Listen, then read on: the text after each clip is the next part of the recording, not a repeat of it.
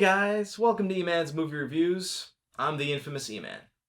This week I'm going to be reviewing the film Candyman, which was made in 1992 by a Mr. Bernard Rose. Candyman was a very well done film, and all the right pieces were definitely in place, and it had a very important message as well.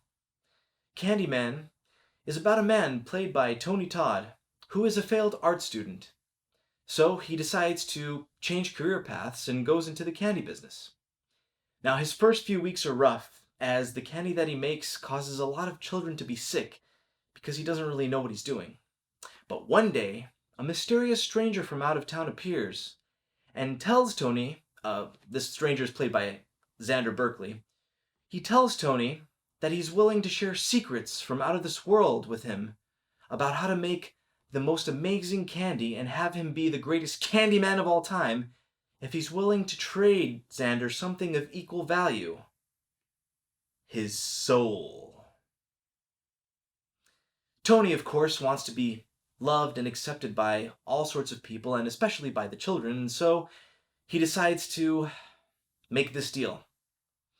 Xander then reveals to Tony all of the secret recipes and ingredients that he needs, and even gives him a few of these ingredients, and he leaves, saying that he will return in 20 years for Tony's soul. Tony then opens up a candy factory, and is actually one of the greatest candy factories in town, and then becomes world famous. People from all around the planet just can't get enough and get hooked on his candy, and they stop eating candy made by other companies.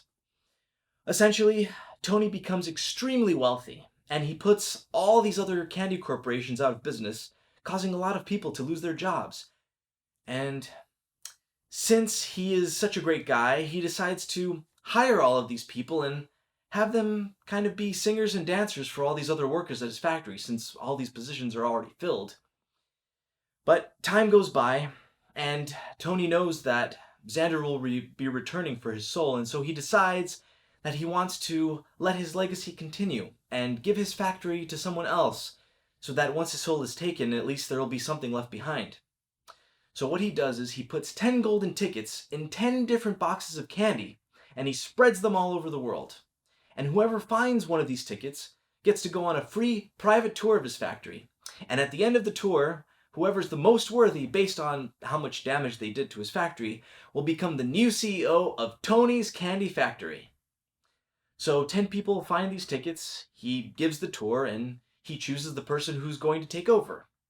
But in a surprising twist, is when Xander returns, he becomes the new CEO instead. Since Tony put all of his heart and soul into the factory, thereby the soul and his factory are now one and the same. Tony has no choice but to step down and relinquish the factory to Xander, and he has to put everything all behind him. Meanwhile, Xander buys energy drink companies and other carbonated beverage companies so that he can monopolize and dominate the snack world from all sides. In the end, Tony loses everything to Xander, who just wants to ruin other people's lives and make a huge profit. And in the very, very final scene, he even steps into politics to run for president. The most important message and theme that this movie, I think, conveys is that you have to do the work yourself. Do the hard work, don't take any shortcuts, because it'll be worth it in the end. And if you don't, then you might end up losing everything that you've had, or built, or made. Essentially, I would like to rate this movie an 8.4 out of 10. I think it was very well done. The cinematography was fine.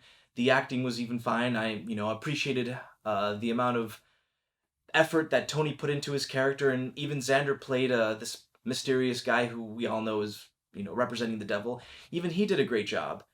But what I didn't like in the movie, story-wise, I guess, was that in the end, Tony just kind of lets it all go. I mean, I know that he had help and he made this deal, but I still would have liked to see him at least try to fight back for something that he was truly passionate about. I mean, that was his life, and he just let it go. So, story-wise, structurally, the thing is, I'm a sucker for happy endings. I don't like when the bad guy wins.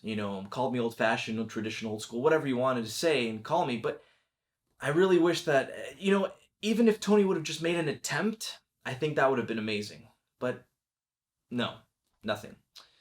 So go see this movie if you guys haven't seen it. And if you have seen it, then it might be time for you guys to go see it again. Now, I know that you guys have important lives and busy schedules, but hey, movies only take like 2 hours of your time, and really that's nothing. You can sacrifice a little sleep. I do. Anyways, I'll see you guys next week.